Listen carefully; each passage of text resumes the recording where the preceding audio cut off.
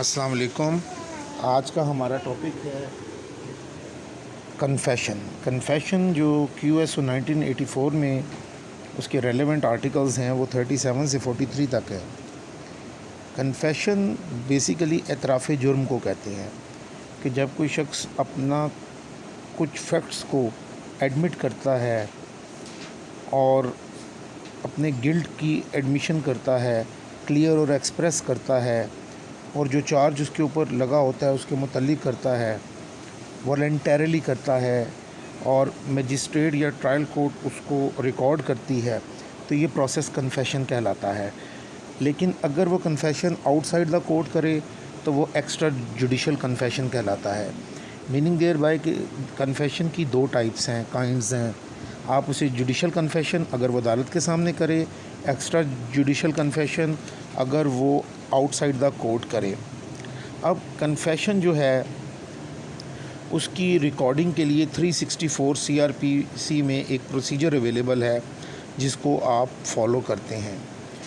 और कन्फेशन के लिए ज़रूरी नहीं है कि जो मजिस्ट्रेट कन्फेशनल स्टेटमेंट रिकॉर्ड कर रहा है वो जो है वो उसका जुरिस्डिक्शन भी रखता हो। कन्फेशनल स्टेटमेंट जो होती है वो ओथ पर नहीं होती, ठीक है जी। और जो दीगर इसमें फॉर्मेलिटीज़ हैं उसमें ये देखा जाता है कि हथकड़ी ना लगी हो जब मुल्ज़िम कन्फेशन करता है, और पुलिस ऑफिसर्स को भी अमूमन कोर्ट रूम से बाहर निकाल दिया जाता है। मजिस्ट्रेट के सामने जब उसकी अपीयरेंस होती है तो बताया जाता है कि आप जैसा के सामने ये स्टेटमेंट दे रहे हैं और इसका ये नुकसान हो सकता है। उसके बाद उसको बताया जाता है कि आप बाउंड नहीं हैं कि आप कन्फेशन करें, अगर आप अपनी आज़ाद मर्ज़ी से करना चाहते हैं तो कर लें। और फिर एक्यूज़्ड ये भी बताता है जो मजिस्ट्रेट को कि जी मेरे पर किसी किस्म का कोई दबाव नहीं है पुलिस की तरफ से कि मैं कन्फेशन कर रहा हूँ, और एक्यूज़ को सफिशेंट टाइम दिया जाता है कि वो अपनी सोच विचार के बाद जो है वो स्टेटमेंट को रिकॉर्ड करवाए। उसके बाद एक्यूज़ को जो है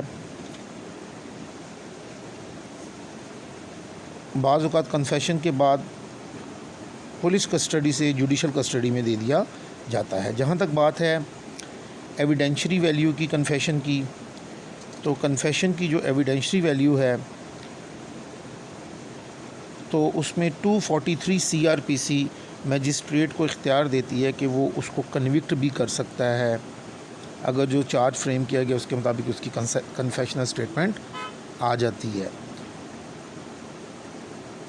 इसी तरीके से 256E CRPC court of session को इख्तियार देती है कि वो अगर एक्यूज़ प्लीड्स गिल्टी यानी कन्फेशन करता है तो उसको कन्विक्ट भी कर सकती है। ये डिस्क्रिशन है कोर्ट की।